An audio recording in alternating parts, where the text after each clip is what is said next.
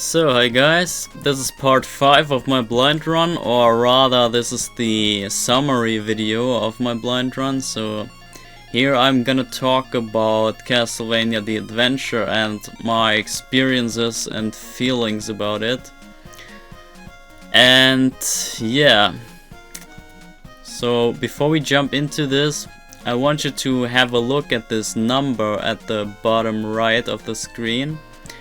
It says 110, and this is the new patch that came out recently, and this added a whole new menu, which is not this menu obviously, but it's a Japanese version menu, and this, I'm just gonna click on this, so you can hear it's another music. It's the Vampire Killer from Castlevania 1. And I think this is also the VRC6 version.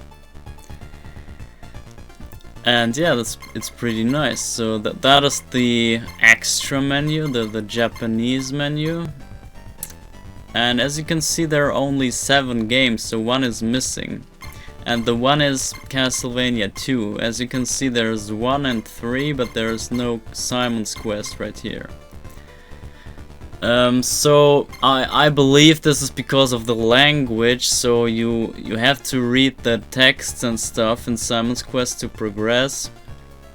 And if you can't read the text, then you kind of can't play the game actually. So I believe this is the reason why they left out this one, but I'm not sure. I don't know. Whatever. Yeah, we can now jump into the game, into Castlevania the Adventure. And I want to talk about my experiences or my thoughts rather at the end of my... let's jump into this. At the end of my playthrough, I was really confused about this game. So I obviously wanted to finish it, and this is the difference of the version right here. This is the other start screen, the moon and the bats and stuff. This only occurs in the Japanese version, and everything else in the game is the exact same. Okay, so let's just start, and I'm gonna talk about this while I kind of walk around. So, when I finished the game in the blind run, when I was done with it and we beat Dracula and stuff, I was really confused. First of all, I didn't expect this game to have only 4 levels. This kind of threw me off. I didn't read the text in the menu, so I didn't know there was only 4 levels. And then I saw it just ended at level 4, and there was Dracula, and we just defeated him. And that's where my confusion kind of started. Because you could think like, okay, I'm now done with this game, and I only wanted to play this because I wanted to play the second game of Christopher.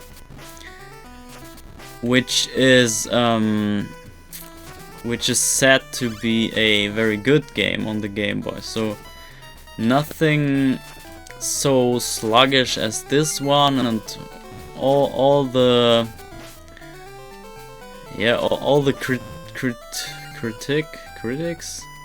critics were kind of calmed down in the second game. But yeah, that's why I even picked up this game or played it so I could play the second game, which is supposed to be good. But yeah, then I played this one, and I was done with it, and I was not done with it. So I wasn't satisfied with what I got. This is something different. I've never experienced such things before, because I either find a game good and yeah, just find it good, or I find a game bad and I'm then kind of finished with it. But in this case right here, during the playthrough, I felt like this can't be good. This game is not good. It's so slow. Look at this. It's so damn slow. How can this be a good game? And I really tried my hardest to accept it and be satisfied with it, but I couldn't.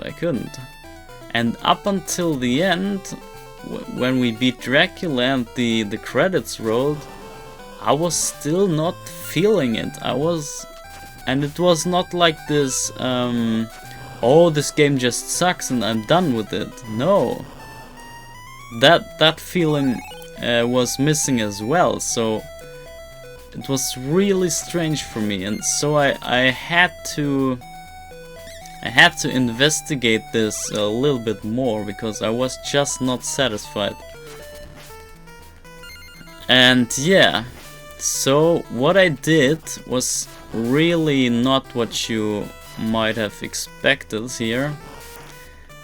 What I did was I knew a guy who had this game in the physical version, so the original Game Boy cartridge, and I asked him to borrow me this game, and then I borrowed it from him, and I've actually played this game on my very own Game Boy Color. And yeah, you now know there are no save states in the Game Boy, so I was thinking in my playthrough, I was thinking that this game would be so damn hard without save states. And that is exactly what was not the case. The game was actually kind of easy, so I had no struggle whatsoever. So I had a little bit of struggle in the last level where the flamethrower guys and stuff are located, but that's nothing. That is nothing. And also maybe Dracula is a little bit hard if you don't know what you're doing, but that's completely acceptable since it is the end boss and it's supposed to be hard. So yeah. And then I played it on the Game Boy, and my D-pad was a little bit stiff and not very. Wasn't the best experience physically. But I got the idea of the game, so I finally then catched on to the thrill of the game. So I finally got the idea, or I could understand what the game wants to tell me, kinda. And then I even took it one step further. I asked around if someone had a original Game Boy, because I have then discovered another issue about this game, which is the slowness. And I think I've read about it, or I've seen a video or something, I don't know. The thing is, the game is obviously intended to be that slow, so let me explain this. Let me just reset. And let me bring you a little bit of Game Boy feeling. So the screen is the problem, because this game was one of the first games on the original Game Boy, and the original Game Boy was just released in the same year, so it was one of the very first games even on the Game Boy. So let's imagine this would be your image on the Game Boy. That's the thing. I haven't thought about this stuff in the first place, because this is like 30 years ago now. So I'm not used to this era anymore. And obviously this emulation that you're seeing right now is running pretty well and smoothly and all that stuff. As best as this code can be run. But imagine this on the original Game Boy. There's this horrible dot matrix screen without color and everything. So the crystals in the screen had to adapt to the color that they are supposed to show, or the brightness rather. And if you walk around like with these trees and stuff, and look how much is going on the screen right now. All the background and the candles and dropping down enemies and whatever. Imagine this being very fast and the screen have this motion blur thing to it. That is where you finally come to appreciate this slowness, because if this was quicker and you would progress here a little bit faster in this area, for example, then your screen would be hell of a blurry thing. So all of the after images and stuff would they would just destroy the experience. This wouldn't be fun. So actually this is why the game is so slow, because of the screen and the hardware constraints of the Game Boy. So when I found out about this, I find this really a genius move actually. So it kind of switched from a bad feeling, so like, oh, this is so slow and so sluggish, I can't play and whatever, to a feeling where I really appreciated the slowness, and this was like, oh my god, they did such a good job to slow this game down, because it would be so ugly to play this in a fast motion screen. Like, I think it was Mario World or something? Or Mario Land? I think Mario Land was it. Mario Land was a Game Boy game, and this was very, very fast. You could run really fast and you couldn't see a thing. You couldn't see anything on the screen while you're running. So everything was so blurred out and you couldn't see anything. It's horrible. So I'm so glad that they did it different with this game right here. So that's about the graphics stuff and the kind of the physics explanations. And then I also, yeah, as I said, I played this game on a Game Boy, and I played it really often actually. The second thing about the hardware is probably the levels. There are only 4 levels, and there has to be a reason as well, and this is obviously the memory space that limited the game to only have 4 levels. So yeah, so what about the length of the game? And this is the next thing I want to talk about. The length of the game is actually what makes it so addicting, or I don't know.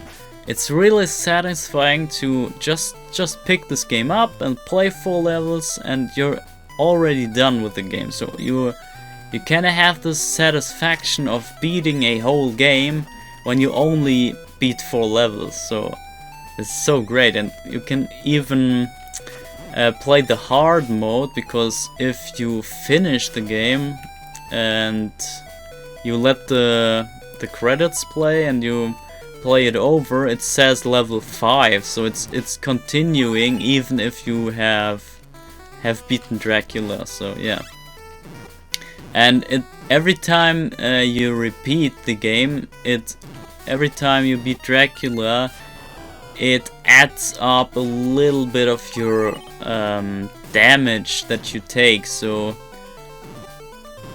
in the fifth, I think the fifth of your speed runs, or the fifth time you play this game, which is level 17, I guess.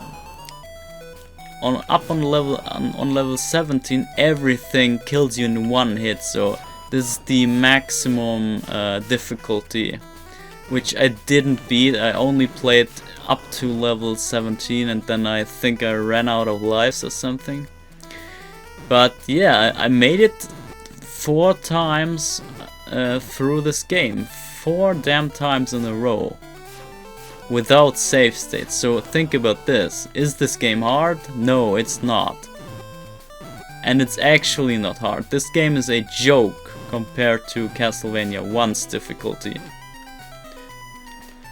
So, yeah. Also, since I'm waiting here, I wanna show you something in the next screen here. So if you go up this rope right here, there's this little enemy thing here waiting for you. And there are so many secrets in this game that you wouldn't find if you use save states. So it's actually a good thing to suck in this game. So if you have problems to get through a level without save states, yeah, so you need save states to progress. That is something that should be very alarming, and it didn't alarm myself as well. I thought I was like, okay, I'm just playing the game, I just want to finish it as quickly as possible, so obviously I'm going to do save states. But that is actually terribly wrong, a terrible wrong mindset. And it's not about being cool and badass and whatnot.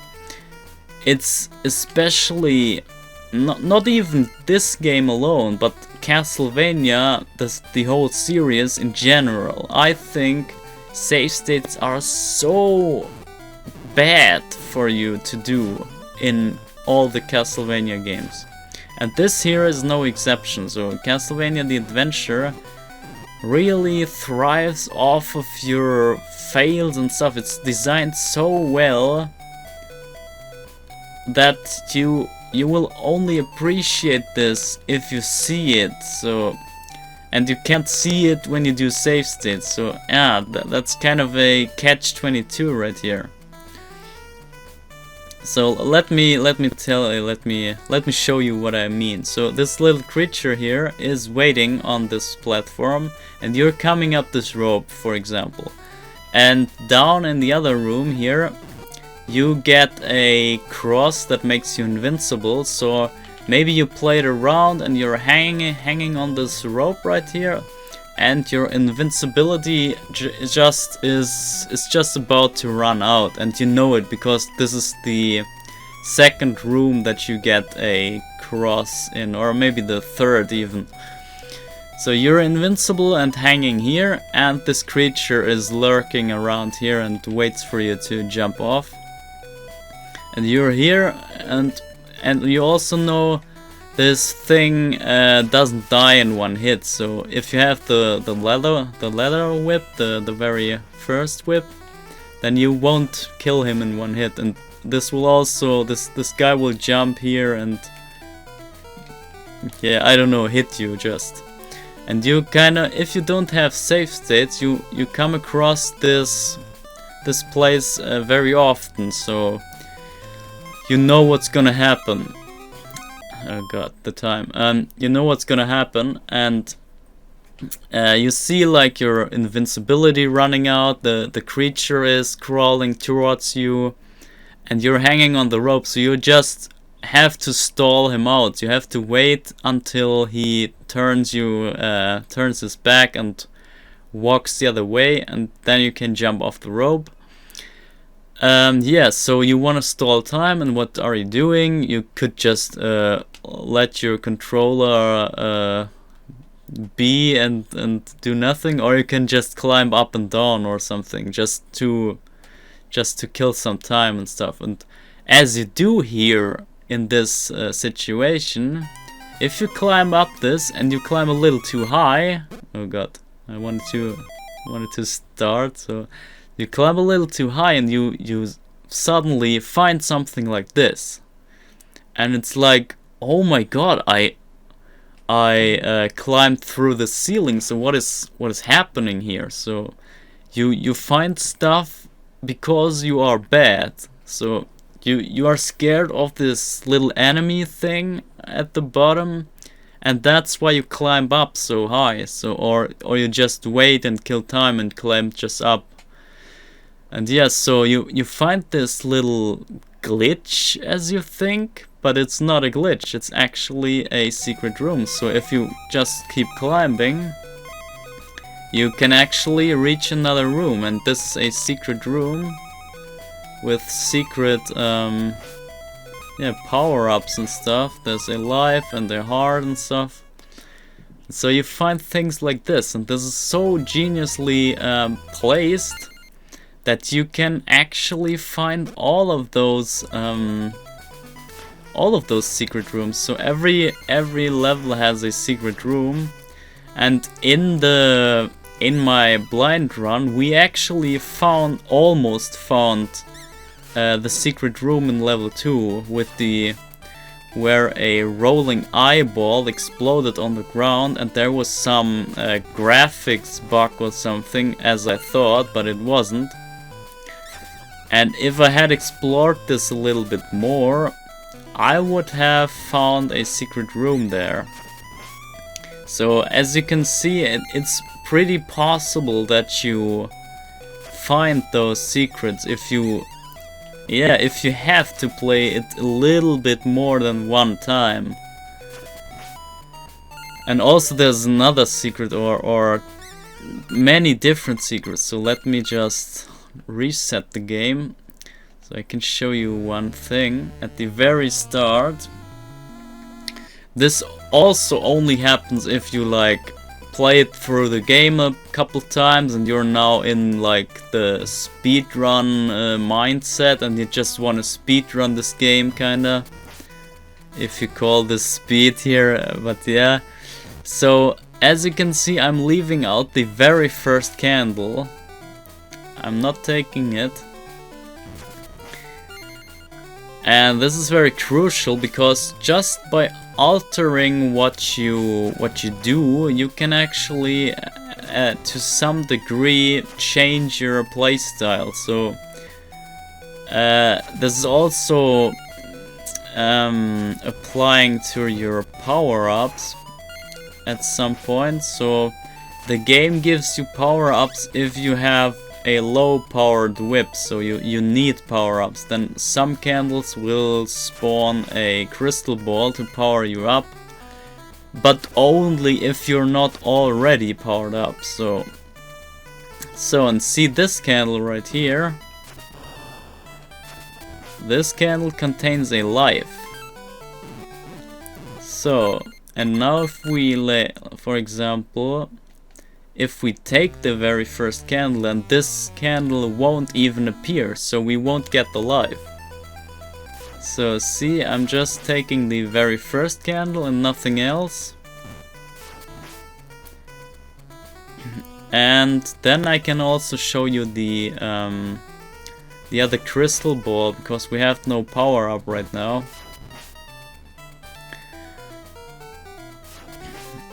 And yeah, that's the little details and things that you learn to appreciate if you don't have save states. You will, maybe you won't even notice this at the first couple tries or so, but you will definitely notice this if you play through this game a couple times. So like maybe 3 times or 5 times or so.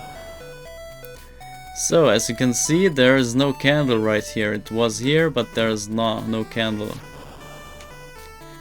And those are the secrets and stuff that you begin to learn as you play this a couple more times. And it's actually since it's such a short game, it's so motivating to just pick it up, and here, this is the crystal. yeah, to just pick this game up and play and have fun. Yeah, and I'm actually having fun with this game. In fact, I only played this game in the whole collection so far. I was about to play all the games, obviously, but as far as I'm right now, I've only played Castlevania the Adventure, which is supposed to be the bad boy of this whole collection. So this is supposed to be the worst game, and I'm playing it the most. So this is kind of ridiculous. Yeah. Okay. What else? What I do I wanna say? Yeah, the difficulty. Oh yeah, the psychological effect. So I was thinking about the psychology, or when I didn't find out about all the other stuff yet, I was in a state where I just tried to explain this game to myself to some degree, so I can appreciate it even if it's so bad. And yeah, for this to understand, I was like, yeah, let's just enter the art book, I think.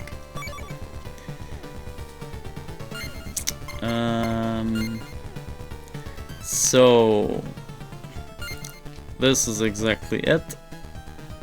Yeah, that is the concept art for Castlevania 1, which states that they intended to name Simon Belmont, to name him Peter Dante, and he's supposed to be the grandson of Christopher Dante.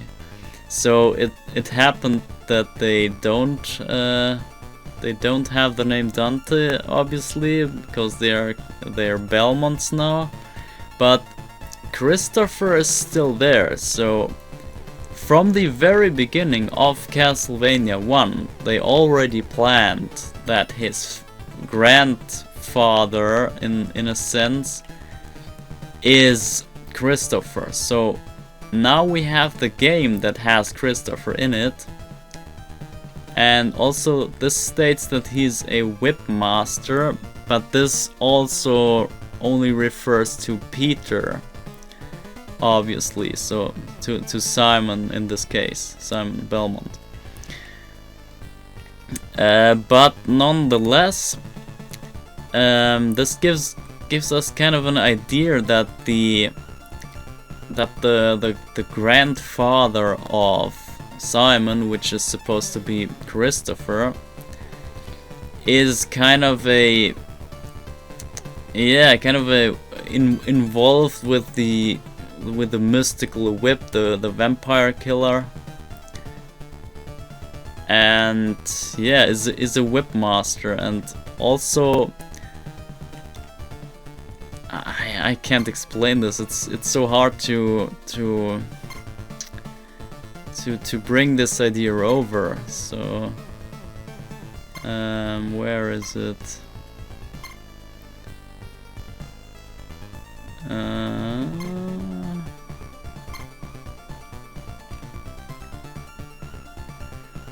Yeah, also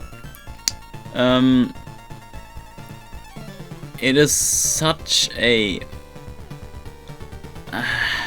okay, let me try to just explain this in my own words. We have two games on the Game Boy, and the first one is obviously about Christopher, and the second two, so it's both times it's Christopher. And in the very first one, in Adventures, he's just making his way to the castle, to Dracula, and defeat Dracula. And in the second one, we get to know that he has a son who is getting grown up or something. I don't know. I don't know the exact story yet, since I didn't play the game.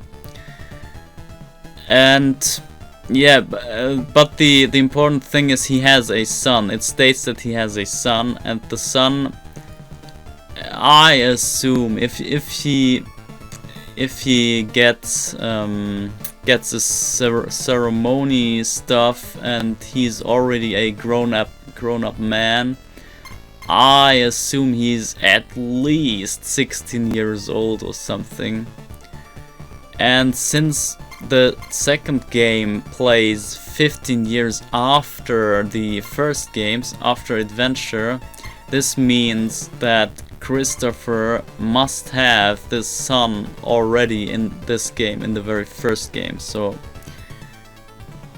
what this means is Christopher is a loving father, and he still makes the decision to oppose Dracula in his, maybe in his prime form. So if we even consider Dracula's curse, in which occurred before this is the very first game in the timeline, and maybe Christopher knows about the events that took place in Dracula's curse, and that Dracula was defeated from for the very first time.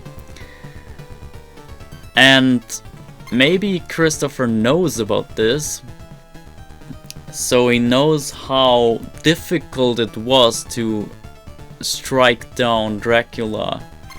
And also here Trevor Belmont in Castlevania 3, he only managed to defeat Dracula with his 3 companions, so they were 4 people battling Dracula essentially. So it took 4 people all together to strike him down. So that's how hard, how powerful Dracula was. And then 100 years later, where Christopher comes around, he has the guts, he really has the guts to go alone, to go to Dracula's castle on his very own.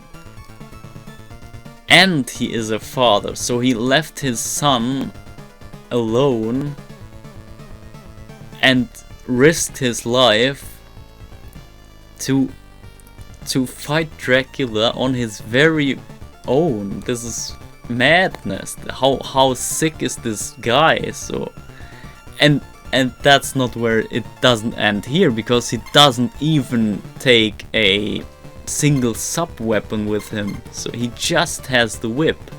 Only the whip only is his only weapon. This is madness. This guy is freaking insane. And as we see, he manages to do so. So he manages to succeed in his mission.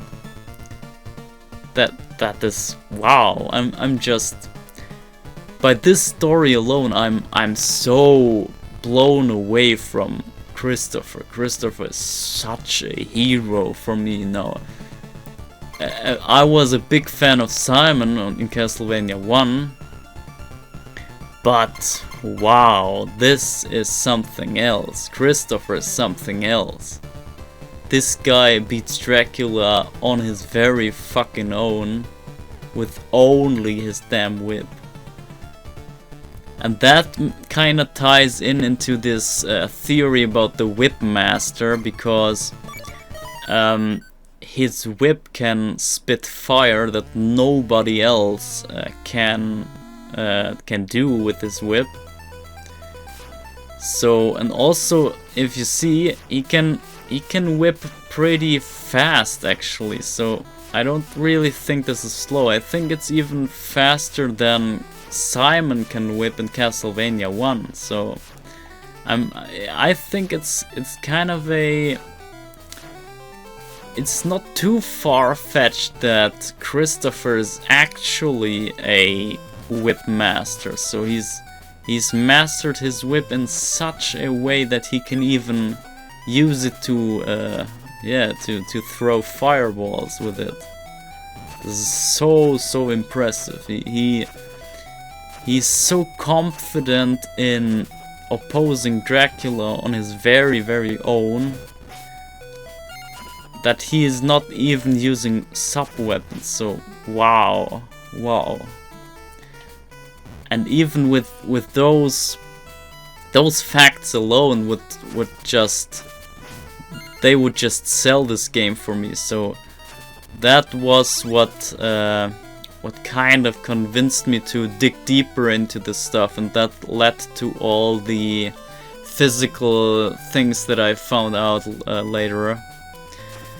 But that's the psychological story and stuff that I came up with that kind of led to all this other craziness that I was going through. So yeah, Christopher, I believe Christopher has now kind of made it to my favorite Belmont actually. And that's why I now like this game. It's fun to play, it's easy. It has Christopher in it, a really sick guy. And yeah, it's a geniusly made game. It's really thought out and has well placed enemies and stuff, and everything is like very predictable if you get the patterns and stuff. You can easily make a speedrun of this game, maybe even without getting hit and stuff. And yeah, it's just a really well-made game, and I appreciate it so much. And yeah, seeing this game with all those new filters here, for example this, just look at the graphics. It's so sick. It plays so well right here. So if you see the next background, this one, you see the mountains and stuff. I really like this view. It's so detailed and so great, and also the music is so catchy and stuff. I like the level 1 music is very good, and I also like the level 3 music and gameplay. I'm a fan of level 3. And yeah, basically I'm just saying that this game is far from a bad game. So if you really understand what it wants to tell you, then you really can appreciate this and yeah, get a hell lot of value out of it. So that's what I wanted to tell you. So this is basically what I found out and concluded about this game. However, I'm not quite done with it. I've played through it like, I don't know, maybe 20 times or so. And yeah, I'm kind of obsessed with it, but yeah, I have a couple more videos coming about this game, and you will be now with all the background and stuff, you might be able to enjoy this content way more than you have before.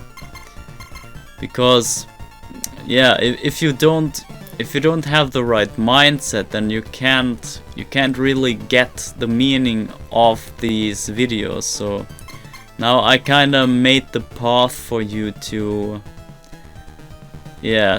appreciate the stuff that is coming right now. So stay tuned for those videos, and I believe you will have a blast watching them, because it took me so much time to make them. and I would appreciate if you would appreciate them. So yeah, that's it, and see you in the next video.